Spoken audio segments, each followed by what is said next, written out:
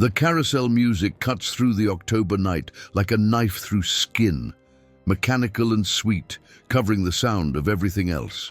Tommy Bradford stands at the entrance of the Hall of Mirrors, his small hand sticky with cotton candy residue. His mother's voice somewhere behind him, telling him not to wander off. He's 8 years old, and the mirrors call to him like a dare.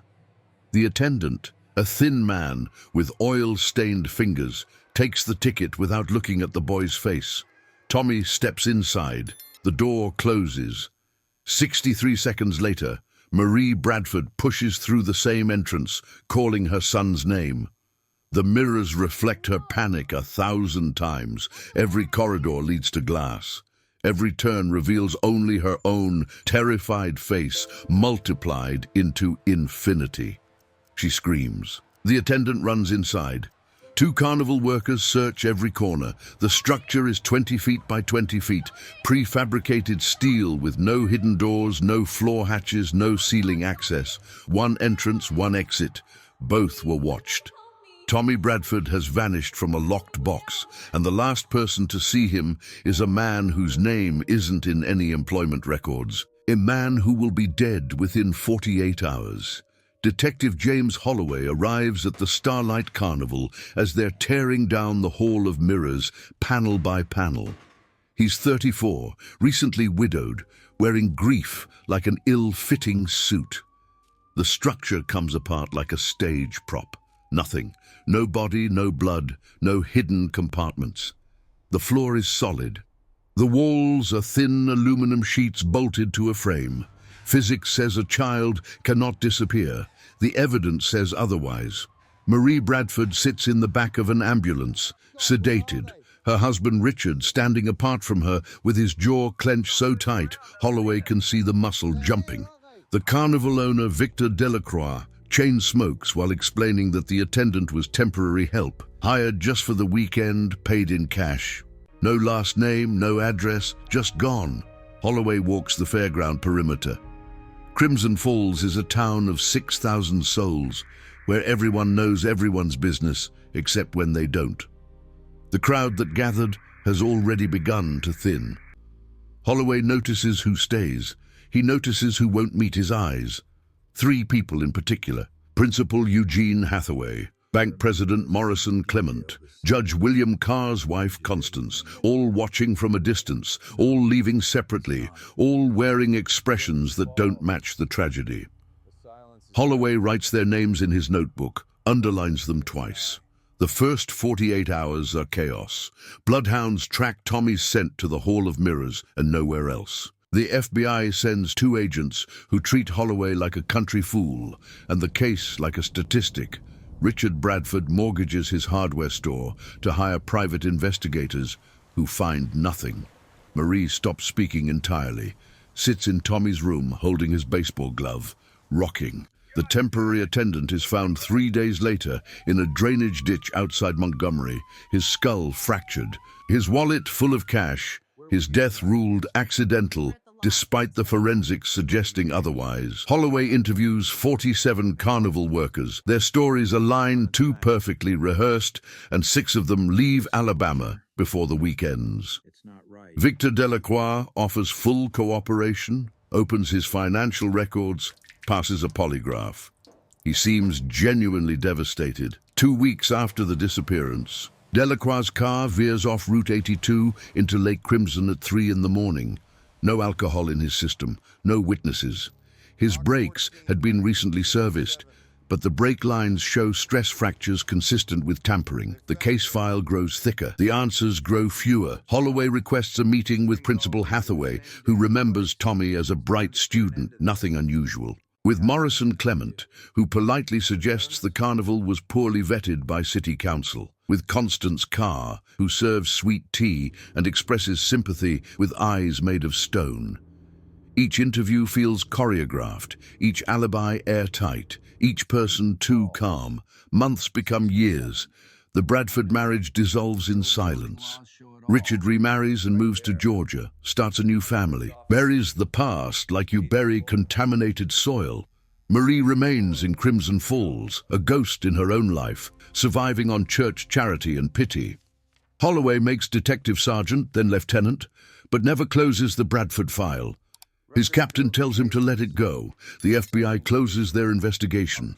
The private detectives cash their checks and disappear, but Holloway keeps working. He maps connections. Eugene Hathaway, Morrison Clement, and Judge Carr all served on the city council in 1967. All approved the Carnival permit, all profited from downtown redevelopment the following year, when property values inexplicably surged. Their children attend the same private schools. Their families vacation together. Their wealth grows while Crimson Falls decays. Holloway digs into property records, discovers the land where the Carnival set up was owned by a shell corporation connected to Clement's bank. He finds a photograph from the night of the disappearance, crowd background, and there in the shadows behind the Hall of Mirrors stands Eugene Hathaway, though he claimed he wasn't at the Carnival that night. Holloway drives to Marie Bradford's house to show her. She's dead, overdose. The coroner rules it suicide. Her neighbor, Mrs. Lila Grant, tells Holloway that Marie had recently started remembering something about a conversation she overheard. But before she can elaborate, Mrs. Grant stops answering her door.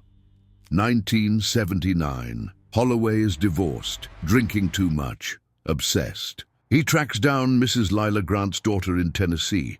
She says her mother moved suddenly, no forwarding address, scared of something she wouldn't name. Holloway files missing persons reports that go nowhere. He re-interviews old witnesses.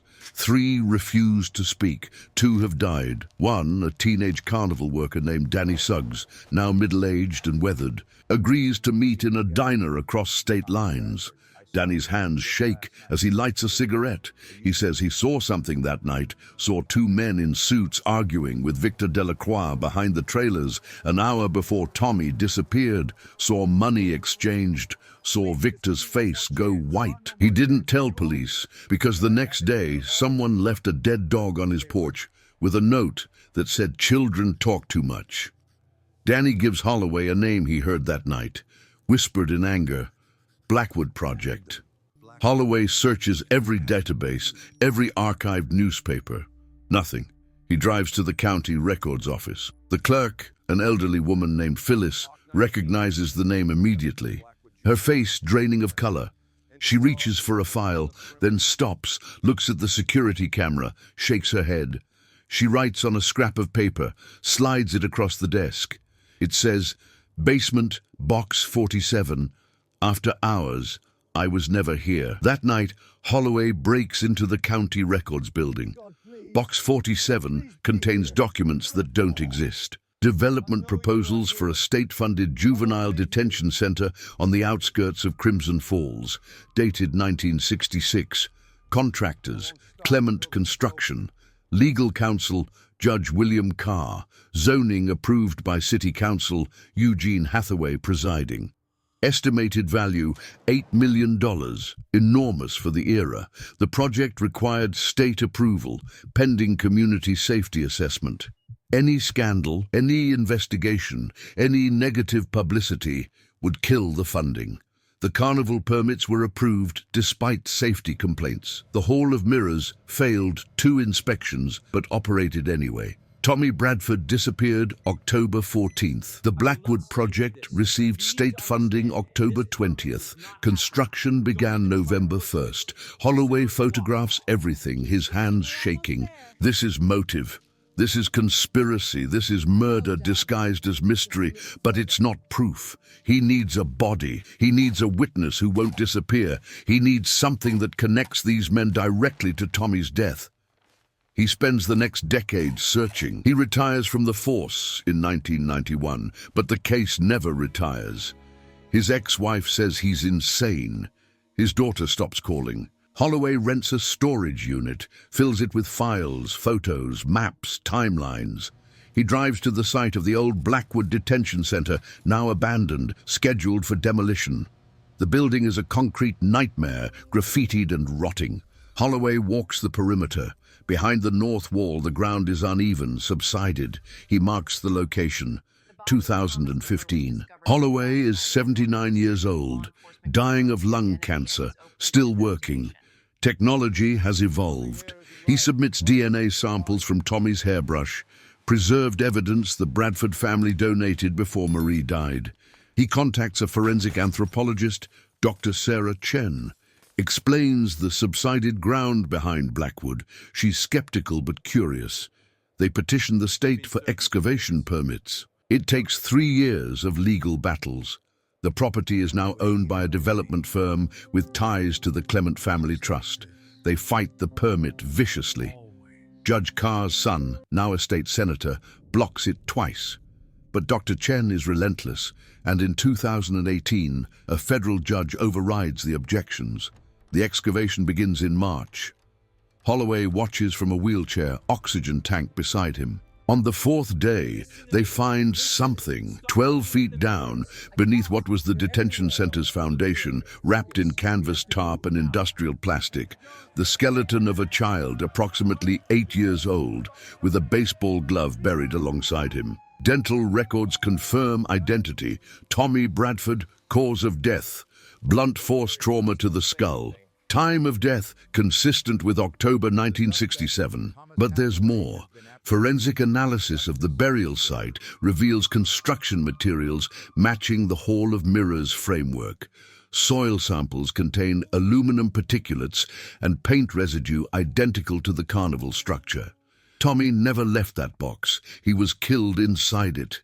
His body removed during the teardown, transported and buried before the foundation was poured. The case explodes into national news. FBI reopens the investigation as a homicide. Eugene Hathaway is 86, in a nursing home, unresponsive to questioning. Morrison Clement is dead, heart attack in 2003. Judge William Carr is 91, sharp-minded, lawyered up immediately. But technology is a beautiful thing.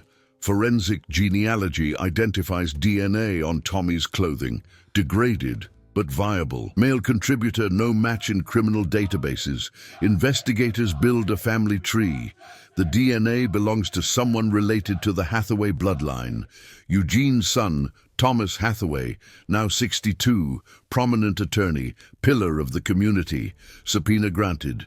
DNA collected, match confirmed. Thomas Hathaway was 14 in 1967, son of a powerful man present at the Carnival, though no one remembered seeing him there.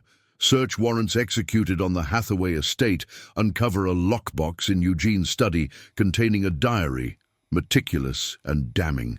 Eugene Hathaway wrote everything. How the Blackwood project was their ticket to generational wealth, how negative publicity would destroy it, how his son Thomas, wild and cruel even as a teenager, got into an altercation with a young boy in the Hall of Mirrors, how the boy hit his head on the mirror frame, how Thomas panicked, how Eugene made calls, how Clement arranged the cleanup, how Carr ensured legal protection, how Victor Delacroix was paid and then silenced permanently, how the attendant saw too much and was eliminated, how they built an empire on a child's grave. Thomas Hathaway is arrested at his office in downtown Birmingham, cameras everywhere. His perfectly tailored suit and silver hair contrasting with the handcuffs. Crimson Falls erupts. The Hathaway name is on the library, the hospital wing, the scholarship fund. Eugene Hathaway dies in custody before he can be charged. His last words reportedly, "We did what we had to do." Morrison Clement's estate is sued by the Bradford family's attorneys. Judge Carr's son resigns from the Senate. The cover-up unravels like cheap thread, revealing decades of intimidation, payoffs and murders disguised as accidents. Investigators connect 8 deaths to the conspiracy.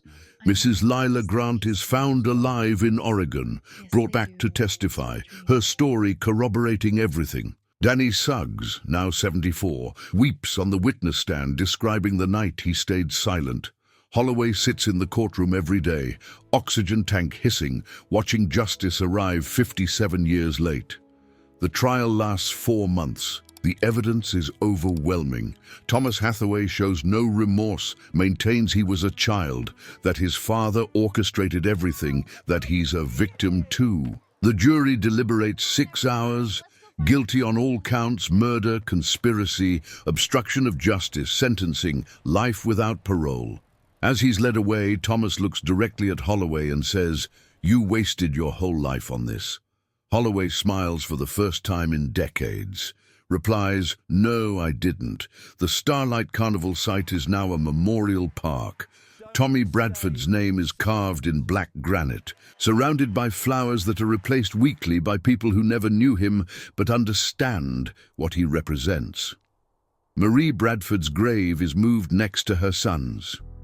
Richard Bradford, 84, wheelchair-bound, attends the memorial service, weeping for the family he abandoned, the guilt he carried, the son he failed to save. He tells reporters he's sorry, that he was a coward, that Marie died believing no one cared. The town of Crimson Falls undergoes a reckoning. Street names are changed, statues removed. The Hathaway Library is renamed the Marie Bradford Memorial Library.